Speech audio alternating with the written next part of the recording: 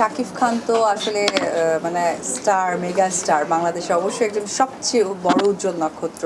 আমার সাথে যে ছবিটা ভাইরাল হয়েছে উনি পলাশ, উনি হচ্ছেন নাটকে অনেক কাজ করেছেন। সো আসলে এই গল্পটার সাথে ক্যারেক্টার ওয়াইজ উনি হিরো। অনেকে হিরো খুঁজছিলেন, আমি দেখেছি যে ফেসবুকে আমার ছবি দেওয়ার পর শিখাচ্ছেন আমার হিরো কে হতে পারে, এরকম করছে। অ্যাকচুয়ালি উনিই হিরো এবং আমি হিরোইন। সো সেই জায়গা থেকে নেপালে এটা টোটাল শুটিংটা করার ইচ্ছে আছে, কারণ গল্পের সাথে আসলে এই ধরনের লোকেশনগুলো যায়।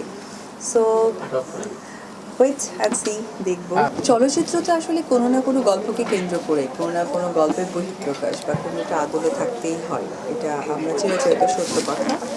আবার আমাদের আশেপাশের প্রেক্ষাপট থেকেও গল্পটা ঠিক করা হয়। দেখা যাক সেটার সম্বন্ধে আসলে কতটুকু বার্তা আমি আপনাদের কাছে পৌঁছাতে পারি। এখন যেভাবে চিন্তা করছে ওভাবেই থাকতে দিচ্ছি। আজকে খুব সুন্দর একটি প্রোগ্রামে আমি নিজে উপস্থিত হতে পেরে ভালো লেগেছে, ভালো লাগছে, কারণ আর এ বিউটি ক্যানভাস একটা বিউটি পার্লারের grand opening.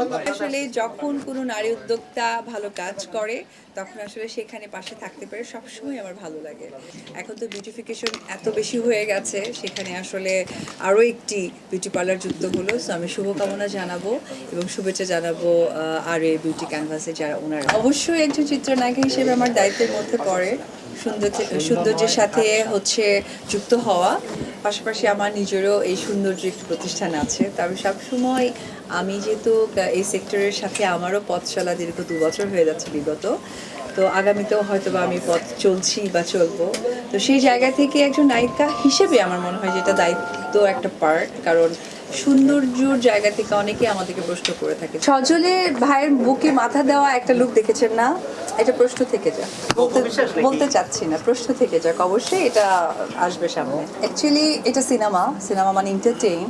So Shakib Khan তো আসলে মানে স্টার, মেগা স্টার, বাংলাদেশে অবশ্যই একজন সবচেয়ে বড় উজ্জ্বল নক্ষত্র।